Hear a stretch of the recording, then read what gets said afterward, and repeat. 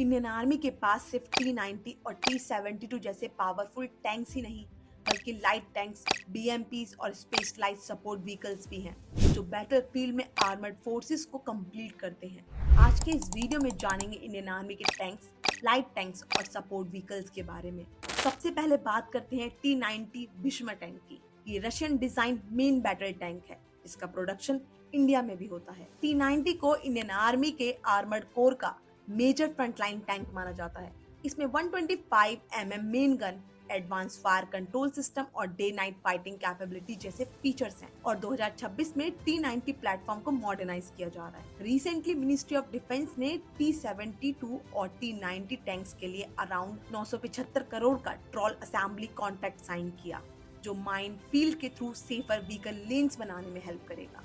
अब आते हैं T-72 अजया पर। T-72 डिकेड से इंडियन आर्मी का आर्मर्ड फॉर्मेशन का इंपॉर्टेंट कंपोनेंट रहा है। ये भी 125 mm मेन गन यूज करता है।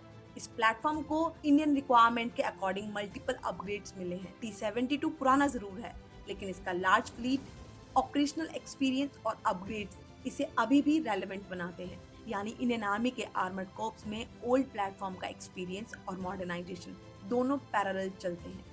अब बात करते हैं अर्जुन मेन बैटल टैंक की। अर्जुन को DRDO ने डेवलप की है और ये इंडिया का इंडिजिनियस टैंक डेवलपमेंट प्रोग्राम का मेजर रिजल्ट है। इसमें 120 mm rifle main gun, advance fire control system और इंडिजिनियस आर्मर टेक्नोलॉजीज का भी यूज हुआ है। अर्जुन का सबसे इम्पोर्टेंट एस्पेक्ट सिर्फ इसका साइज या फायर पावर नहीं है, ये इंडिया की कैपेबिलिटी को रिप्रेजेंट करता है कि कंट्री अपने रिक्वायरमेंट्स के according complex armoured fighting vehicles design और डेवलप कर सकती है। अब आते हैं एक ऐसी रिलेटिवली न्यू कैटेगरी पर जिसे कहते हैं लाइट टैंक्स। इंडियन आर्मी ने हाई ऑल्टीट्यूड एरियाज के रिक्वायरमेंट को ध्यान में रखते हुए जोरावर लाइट टैंक प्रोग्राम को पुश किया है।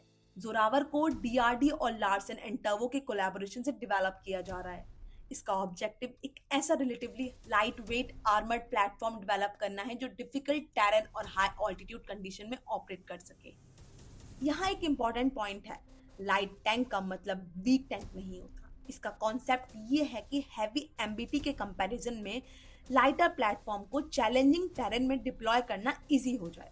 जोरावर प्रोग्राम इंडिया के फ्यूचर आर्मर्ड वॉरफेयर कॉन्सेप्ट में एक इम्पॉर्टेंट डेवलपमेंट हो सकता है। अब टैंक के साथ चलने वाली इन्फेंट्री की बात करते हैं। इंडियन आर्मी लार्ज नंबर में BMP-2 infantry combat vehicle operate करती है।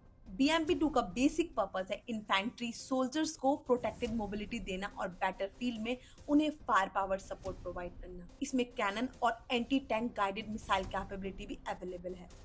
इंडिया में BMP-2 का प्रोडक्शन और अपग्रेड इकोसिस्टम भी डेवलप हुआ है, इसीलिए मैकेनाइज्ड वॉरफेयर में टैंक और इन्फेंट्री कॉम्बैट व्हीकल एक दूसरे के कॉम्प्लीमेंट्री प्लेटफॉर्म होते हैं। लेकिन एक क्वेश्चन, अगर बैटलफील्ड में एक टैंक डैमेज हो जाए, उसे रिकवर कौन करेगा? यही आते हैं आर्मर्ड रिकवरी व्हीकल्स यानी ARV। ये व्हीकल्स डैमेज या इमोबिलाइज टैंक्स को बैटलफील्ड से रिकवर करने, टो करने और मेंटेनेंस सपोर्ट देने के लिए यूज होते हैं। किसी भी आर्मर्ड फॉर्मेशन के लिए ये एक्सट्रीमली इंपॉर्टेंट होते हैं, क्योंकि बैटलफील्ड में एक सिंपल रूल है, एक टैंक जो रिकवर होकर फाइट में वापस आ सकता है, वो परमानेंटली लॉस्ट टैंक नहीं होता। आर्मर्ड फॉर्मेशन को सिर्फ एनिमी का थ्रेट नहीं होता, उनके सामने हो सकते हैं माइन फील्ड्स, ऑब्स्टिकल्स, ट्रेंचेस और डैमेज रूट्स। इसीलिए इंडियन आर्मी के पास स्पेशलाइज्ड इंजीनियरिंग और माइन क्लियरिंग सिस्टम भी होते हैं। ट्रॉल सिस्टम जैसे इक्विपमेंट टैंक्स को माइन कंटेमिनेटेड एरियाज में सेफर लेन्स क्रिएट करने में हेल्प करते हैं। यानी आर्मर्ड वॉरफेयर में इंजीनियर्स का रोल भी टैंक्स जितना क्रिटिकल हो सकता है। और बैटलफील्ड में सबसे इम्पोर्टेंट होती है इंफॉर्मेशन। एनिमी कहाँ है, उसकी मूवमेंट क्या है, टेरेन कैसा है। इसके लिए आर्मी रिकनेसेंस और हाई मोबिलिटी व्हीकल्स का यूज करती है। इन प्लेटफॉर्म्स पर सेंसर्स, सर्विलियंस सिस्टम और कुछ कॉन्फ़िगरेशन में एंटी टैंक्स गाइडेड वेपन्स भी इंटीग्रेट किए जा सकते हैं। ये व्हीकल्स टैंक से लाइटर होते हैं, लेकिन बैटलफील्ड अवेयरनेस प्रोवाइड करने में एक्सट्रीमली इंपॉर्टेंट रोल प्ले करते हैं। और अब सबसे इंटरेस्टिंग पार्ट, फ्यूचर बैटलफील्ड में हर आर्मर्ड व्हीकल के अंदर सोल्जर होना जरूरी नहीं होगा। India unmanned ground vehicles, robotic systems और ऑटोनॉमस टेक्नोलॉजीज पर भी काम कर रही है। इसका यूज रिकनेसेंस, सर्विलियंस, लॉजिस्टिक्स और पोटेंशियली डेंजरस एरिया में ऑपरेशंस के लिए हो सकता है।